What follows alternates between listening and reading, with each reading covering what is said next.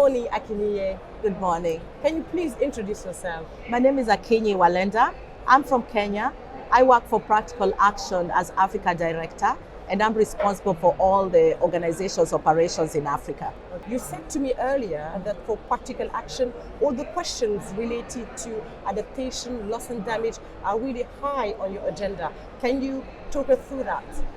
Well, first of all, loss and damage is very important, especially for the continent. We're one continent that is experiencing a lot of shocks, and we're choking from all the damages that are being caused by the climate crisis. We have famine, we have drought, we have floods.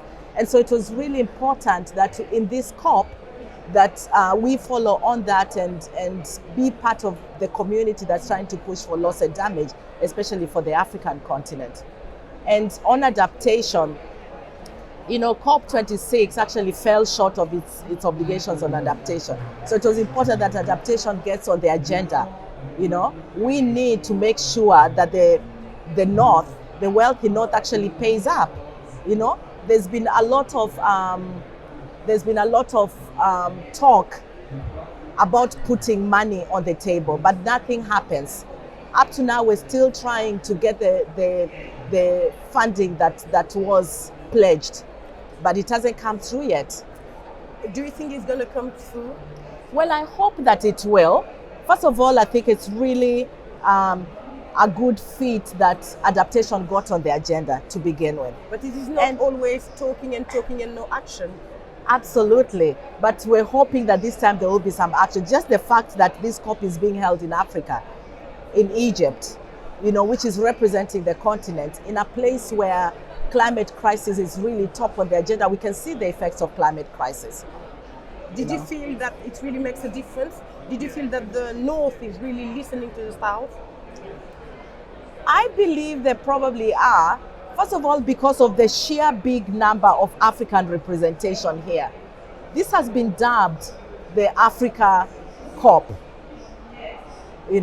So I want to believe that the pressure that has been put forward, the fact that our African representation is now being able to articulate the issues and put them on the table, and that our governments are also making the demands that we need. I'm really praying that the negotiations go well and that we get the right results out of that. Your organization has been coming to the COP for at least 2 times. What is your take off from this COP27? We're optimistic. We have to be. I think from my colleagues who are attending the loss and damage and the adaptation, they say that at least there has been some traction on it. Of course, it's only until the end, until the final document comes out that we can know, because negotiations go back and forth and countries seem to haggle back and forth, especially when it comes to money. So I cannot say definitively that I know the outcome of what will be there, and that is because of what has come out of the previous COPs, but we hope that this one will be a definitive COP. Just my last question, in one word, if you had to explain what climate justice is to your young self, what would you say? I would say that for the first time, COP is being held on the continent that has contributed the least in carbon emissions, but has been heavily impacted, by the impacts of climate crisis. For me, justice is addressing those issues, putting money on the table for us to address, to work with frontline communities, especially in addressing adaptation, putting money where their mouth is.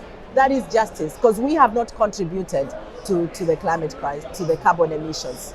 Thank you so much. Let's just move from there. Thank you. Thank you.